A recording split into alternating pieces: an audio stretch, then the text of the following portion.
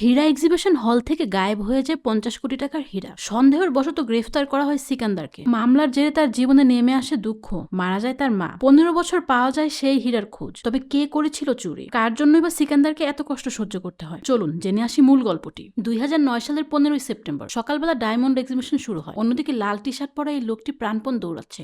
দৌড়ে সে একটা ঘাটের সামনে টেলিফোন বুথ থেকে থানায় ফোন করে, জানায় আজকে ডায়মন্ড এক্সিবিশনে ডাকাতি হবে। প্রতিটা ডাকাতের ডিটেইল বলেই সে ফোন রেখে চলে যায়। পুলিশ এমার্জেন্সি অ্যালার্ম বাজালে হলের সব লোককে বের করে নেওয়া হয়। এরপর ডাকাতের সাথে পুলিশের গোলাগুলিতে 4 ডাকাতি মারা যায়। হাসপাতাল থেকে অ্যাম্বুলেন্স এসে ডাকাতের বডিগুলো নিয়ে যায়। একটু পর হলে আবার সবাই ফিরে আসে। কামিনী নামের এই সেলস গার্ল জানায় তাদের শপের 50 কোটি টাকার হীরা গায়েব। খবর পেয়ে অফিসার জেসবিন্দর আসে। ওই শপের সামনে যারা ছিল তাদেরকে রেখে বাকি সবাইকে সার্চ করে ছেড়ে দেওয়া হয়। বাকিদের সাথে পুলিশ আলাদা করে কথা বলার সময় সিকান্দার একটু তাড়াহুড়া করে। এটা দেখে জেসবিন্দর তাকে ডেকে তাড়াহুড়ো করার কারণ জানতে চায়। সিকান্দার জানায় তার মা খুব অসুস্থ। তবে জেসবিন্দর তার কথায় বিশ্বাস করে না, বরং সিকান্দার সহ শপের বাকি 2 সেলসম্যানকে থানায় নেওয়ার আদেশ দেয়।